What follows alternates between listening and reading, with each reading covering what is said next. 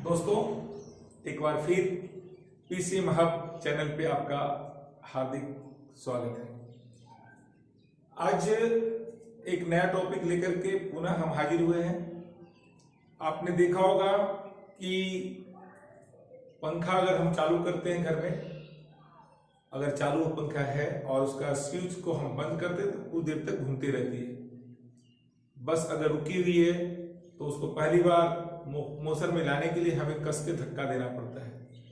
तो इसके संबंध में 1687 ईस्वी में न्यूटन ने अपनी बुक प्रिंसिपिया में कुछ नियम दिए थे, जिसे गति के नियम कहते हैं। न्यूटन के गति के नियम।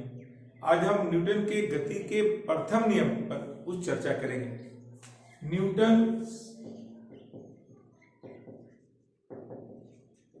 First law of motion. Newton के गति का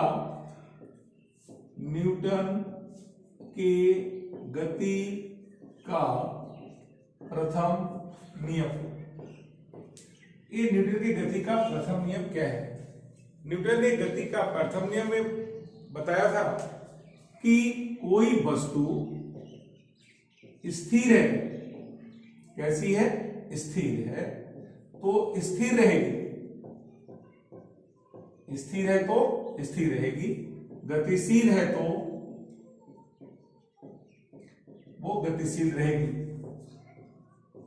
गतिशील रहेगी कब तक? जब तक उस पर बाहरी बल ना लगाया जाए। एक बार मैं फिर से बोलूं, कोई वस्तु स्थिर है तो स्थिर रहेगी, गतिशील है तो गतिशील रहेगी। कब तक? जब तक उस पर बाहरी बल ना लगाया जाए। अर्थात न्यूटन ने इसको दो भाग में बांट दिया। कोई वस्तु स्थिर है तो क्या रहेगी? स्थिर रहेगी। गतिशील है तो गतिशील रहेगी। कब तक? जब तक उस पर बाहरी बल न लगाया जाए। अतः न्यूटन की गति को हम दो भाग में बांट सकते हैं। पहला, कोई वस्तु स्थिर है तो स्थिर रहेगी, गतिशील है तो गतिशील रहेगी। वस्तु के इस गुण को बोलते हैं जड़ता। अंग्रेजी में इसे बोलते हैं इनर्शिया। ये इनर्शिया माने वस्तु स्थिर है तो स्थिर रहेगी, गतिशील है तो गतिशील रहेगी। वस्तु के इस गुण को जड़ता कहते हैं। और दूसरा स्थिति मिलता है बाहरी बल ना लगाया जाए। अर्थात अगर हम वस्तु स्थिर है और उस पर बाहरी बल लगाते हैं तो वस्तु गतिशील हो जाएगी, अथवा गतिशील है तो उस पर बाहरी बल लगा करके हम रोक सकते हैं। यानी बल क्या है? बाहरी बल है, बाहर से काम करती है। तो बल यहां से हमें न्यूटन के गति के पहले नियम से दो परिभाषा मिलती है। एक मिलती है जड़त्व की और दूसरी मिलती है बल की। जड़त्व, कोई वस्तु अपनी प्रारंभिक अवस्था बनाए रखना चाहती है, यानी स्थिर है तो स्थिर रहेगी, गतिशील है तो गतिशील रहेगी। वस्तु के इस गुण को कहते हैं जड़ता। और दूसरा बल, वह भौतिक कारण है जो किसी वस्तु पर लगकर उसकी अवस्था को परिवर्तन करती है या परिवर्तन करने की चेष्टा करती है। यानी ये बाहर से लगेगा और लगने के बाद वस्तु की अवस्था में क्या करेगा? ये परिवर्तन करेगा या परिवर्तन की चेष्टा करेगा। परिवर्तन की चेष्टा करती है, कोशिश करती है। जैसे एग्जांपल मैं बताऊं, अगर आप बल लगाते हैं, एक अपने घर में कुर्सी रखा है, उससे बल लगाएंगे तो जिधर बल लगाएंगे बल की दिशा में वस्तु स्थानांतरित हो जाएगी, कुर्सी स्थानांतरित हो जाएगी। लेकिन यहाँ पर परिवर्तन की चेष्टा कैसे होगी? अगर ये दीवार है, एक बोर्ड है लगा हुआ दीवार में, अगर इसमें हम धक्का देते तो ये हिलता नहीं है। यानी हम कोशिश कर रहे हैं इसको धक्का देने की, यानी हम चेष्टा करते हैं, लेकिन है ना। और यहाँ पर परिवर्तन नहीं होता है। यानी परिवर्तन, बल किसी वस्तु की अवस्था को परिवर्तन करती है या परिवर्तन करने की चेष्टा करती है। अब एक क्वेश्चन आती है, जड़त्व कितने प्रकार के होते हैं? जड़त्व होते हैं दो प्रकार के। एक होता है स्थिर जड़ता, इनर्शिया ऑफ रेस्ट, और दूसरा होता है गतिज जड़ता,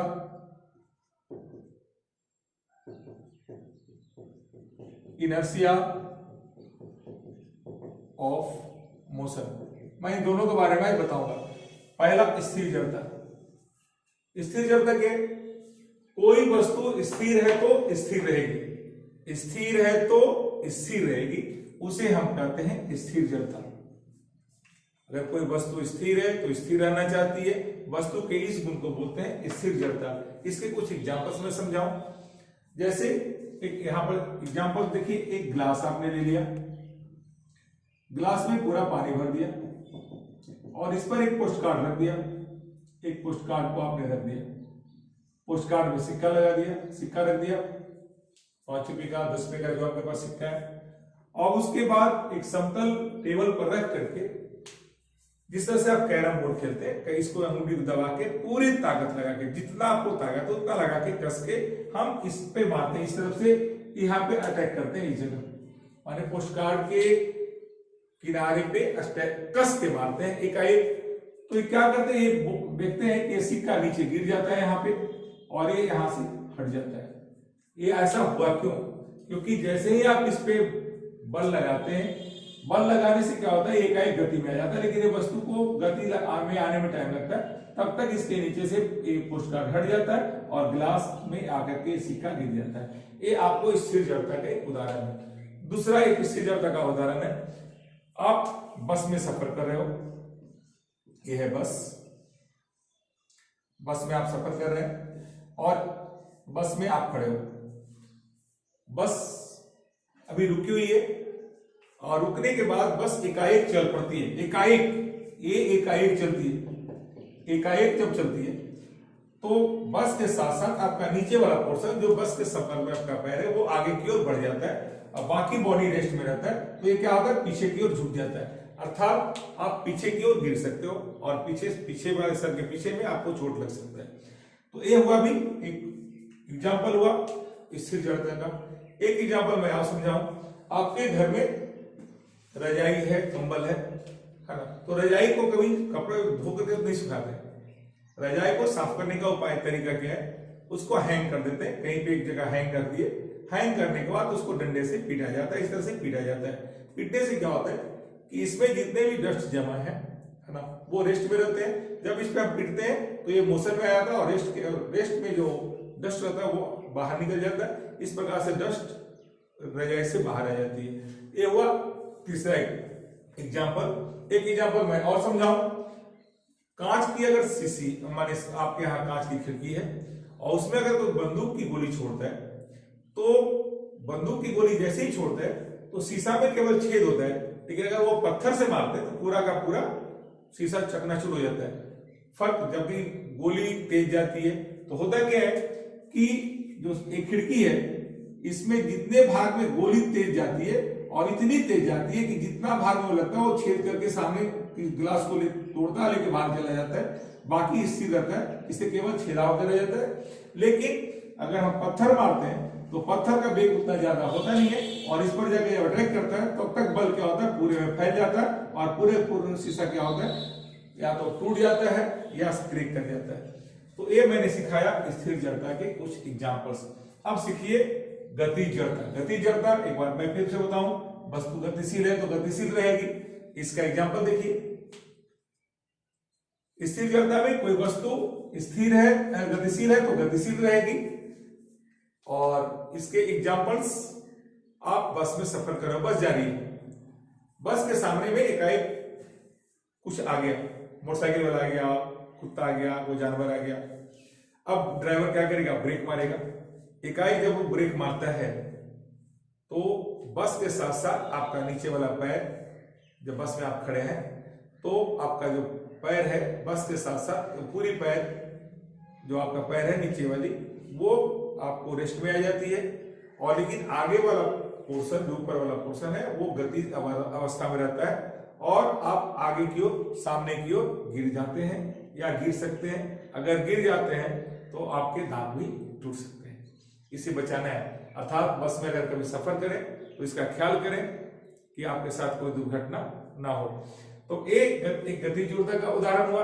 दूसरा, आप घर में कॉमन करते हैं, आपके घर में पंखा चल रहा है, पंखे के नीचे हम लोग बैठे हैं, जब हम लोग घर से निकलते हैं तो स्विच को ऑफ करते हैं, स्विच ऑफ करते हैं तो पंखा एकाएक नहीं रुकती है, पंखा क्या करती है, मूवमेंट करती रहती है, मूवमेंट करती रहती है और कुछ देर के बाद वो बंद हो जाती है। ये भी एक गतिज जड़ता का उदाहरण है।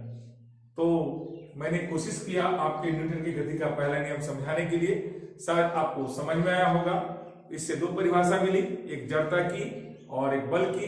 बल के बारे में बताया, जड़ता कितने प्रकार का वो समझाया, इसके एग्जाम्पल समझाए और इसको आप आराम से एक दो बार देखिए। देखने से क्या होगा कि अगर समझ में पूरी अच्छी तरह आ जाएगी तो आप आराम से कंपटीशन में या अपने परीक्षाओं में आराम से इसके बारे में लिख सकते हैं। और अगर आपको समझ में आ गई हो तो प्लीज सब्सक्राइब करके आइकॉन बटन को दबा दीजिए और लाइक कर दीजिए। Thank you.